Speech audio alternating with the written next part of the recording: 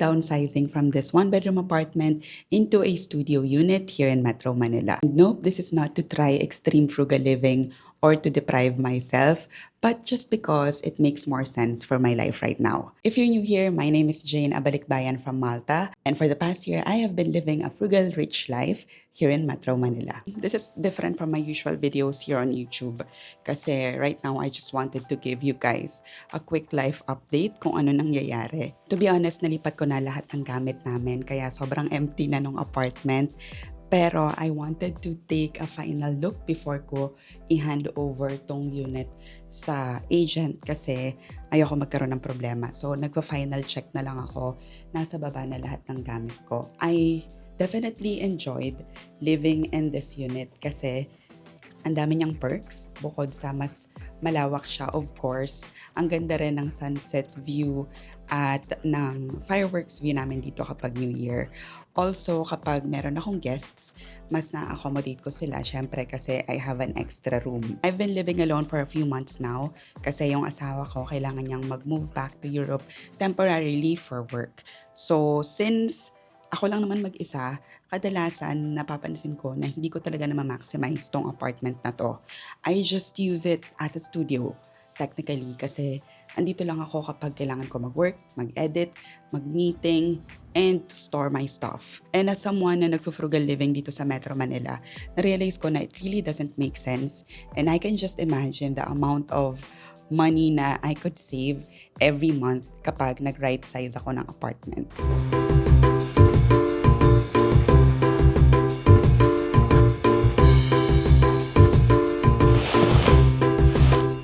I am this close to freaking out, pero welcome to my brand new apartment here in Metro Manila. Ito yung studio unit ko. Definitely not a good first impression kasi sobrang gulo niya pang. Ang dami ko pang kailangan ayusin.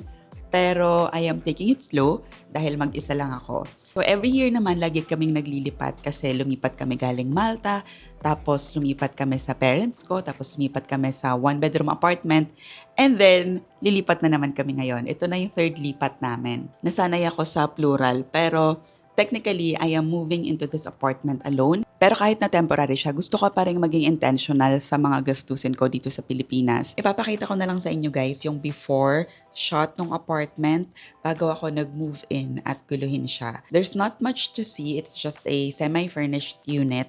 Kumuha lang ako ng apartment na meron ng mga wala ako. Like for example, meron siyang washing machine, and then fridge, tapos dining table kasi yan yung mga wala ako. Tapos meron lang area kung saan ko pwede ilagay yung desk ko, tapos yung aking bed. And even if mas maliit siya na apartment, I feel like mas kaya ko siyang i-maintain at mas makakahinga ko dito kasi there's less pressure na kailangan ayusin ko yung sala, ayusin ko yung kusina, ayusin ko yung kwarto. So with this one, feeling ko kahit na 30 minutes ko lang siyang linisin sa isang araw, kaya ko.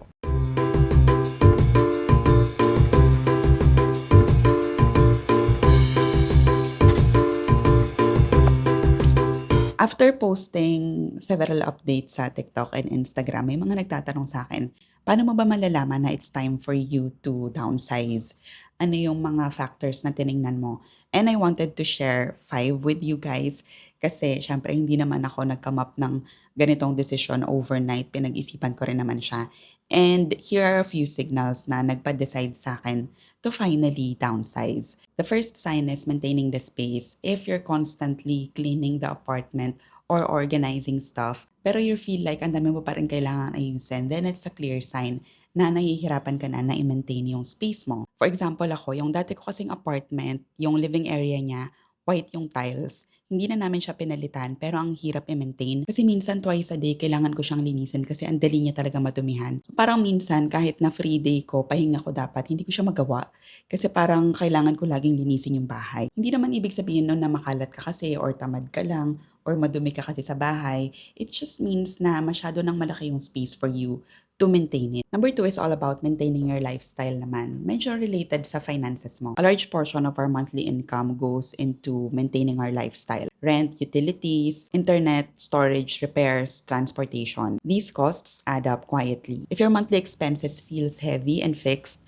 tapos pakiramdam mo wala kang chance to reset financially or to save money o kaya mag-invest or to travel, feeling mo lahat ng pera mo napupunta sa monthly fixed costs mo, then downsizing can be a practical option for you. Again, hindi naman automatically ibig sabihin nag-downgrade ka. It just means kailangan mo ng financial reset. Number 3, parts of your home aren't actually being used. Meron kang extra room pero parang naging storage space na lang siya. Marami kang cabinets and shelves pero karamihan ng gamit doon just in case items. O yung mga bagay na hindi mo naman talaga ginagamit o hindi mo kailangan on a daily basis pero tinatago mo sila just in case. Na-realize ko yun nung nag-downsize ako. And to be honest guys, kahit ako na yung tipo ng tao na hindi ako nag-hoard, hindi ako laging nagsha-shopping, ang dami ko pa rin gamit at kinailangan ko pa rin mag-declutter para matanggal yung mga just in case items ko. Di kapag kasi yung isang bagay, hindi ko na nagagamit for the last 6 months or 1 year, nililet go ko na sila kasi ibig sabihin, hindi naman na talaga siya nag-a-add ng value sa akin.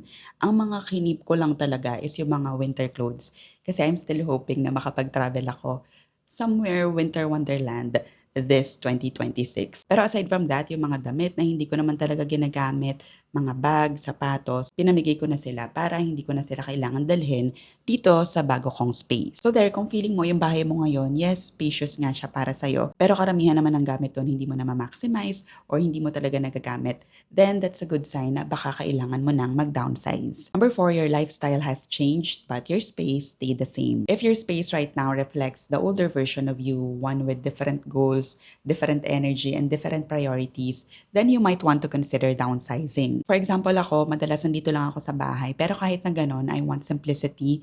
I don't want any excess na hindi ko naman talaga na ma-maximize. That's why I decided to downsize. Kasi feeling ko, kahit na maliit lang tong space na nakuha ko, I can still make the most out of it. Mama-maximize ko pa rin siya kasi alam ko kung ano yung kailangan kong gawin this year, ano lang yung mga kailangan ko, ano yung mga hindi ko kailangan. Kaya it was easier for me to let go of that old apartment kasi alam ko na hindi ko naman talaga kailangan yung extra space. Lastly, financial breathing room. Kung this 2026 gusto mo talaga makapag-ipon at hindi mo lang siya makukuha basta-basta sa pag-cut down ng minor expenses mo, for example, less coffee outside or hindi paggamit ng AC or less grab rides, kung feeling mo masyadong maliit yung mga matitipid mo sa mga bagay na yon, then it's time for you to look at the bigger chunk of your monthly expenses, which is rent. So for me, downsizing can free up a lot of money, especially kung ang priority mo right now is hindi more space, pero lower rent, lower utilities, and fewer things to upgrade or maintain. And lastly, as a bonus lang, as someone na nagre-rent, yun yung pinakamaganda sa setup natin kasi meron tayong flexibility and you're allowed to change your mind. So if ever, next year naisip mo na hindi ko pala talaga gusto ang studio unit and gusto ko mag one bedroom ulit, then wala naman nagsastop sa'yo to move back to a bigger space. So for me right now, since smaller space yung nagme-make sense sa lifestyle ko, kaya ako nakapag-decide na mag-downsize. Hindi mo naman kailangan gawin yung decision na yun overnight. There's still a lot of things to consider, hindi lang tong 5 to. Pero I hope nakatulong tong list na to para makapag-decide ka if downsizing is also the right move for you. If nasa season ka ngayon ng buhay mo where your lifestyle has changed, it's okay to revisit your choices. Kasi what makes sense before might not make sense anymore. For example, sa akin, nagme-make sense dati na mag one bedroom kasi andito pa yung asawa ko.